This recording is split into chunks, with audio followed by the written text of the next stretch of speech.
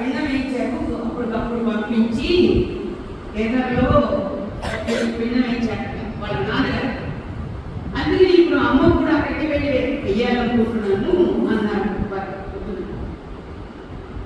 అంటే అని ఇప్పుడు అక్కడికి వెళ్ళడానికి మార్గాలని సరిగ్గా లేవు, కొంచెం ప్రయాణం అని కష్టం అంటారు.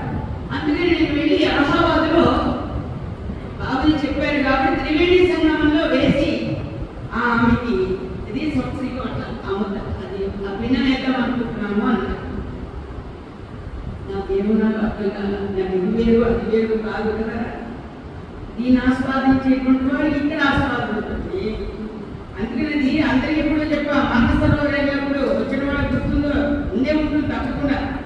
అడుగడికి మానసరోవర్ వెళ్ళేటప్పుడు ఎందుకంటే పైకి వెళ్ళిన తర్వాత మనకి శ్వాస ఫ్రీగా రాదు. కొంతమందికి అది చాలా కష్టమవుతుంది.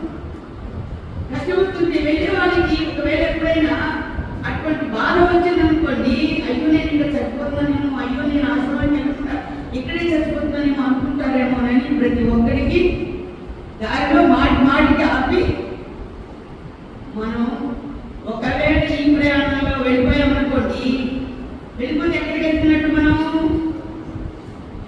బాబుజీ దగ్గర వెళ్తున్నట్టు. అంటే గురుదేవులు ఎవరు? సాక్షాత్తు పరశివస్వరు. లేదు మీరు ఎవరైనా ఇంకేమైనా సందేహం ఉంటే, అమ్మో నాకు కైలాసం వెళ్ళే అనుమతి లేదండి, నాకు ఆశ్రమంలోనే పోతే మంచిది అనుకున్నారు అనుకోండి, ఇక్కడి నుంచి నిష్క్రమించండి. ఇక్కడి నుంచి మీరు వెనుదిరిగి వెళ్ళిపోవచ్చు, ఏం పర్వాలేదు. లేదు మీరు దారిలో మీకు వసతి చూపిస్తాము, మేము వెళ్ళేటప్పుడు మిమ్మల్ని తీసుకెళ్ళాం అని మాటికి చెప్పినా కూడా మనతో వచ్చినటువంటి 52 మంది భక్తులు కూడా మాకు ఎటువంటి భావన లేదు. వెళ్ళేటువంటి స్థానం కూడా మన గురుదేవులు ప్రకాశించేదే.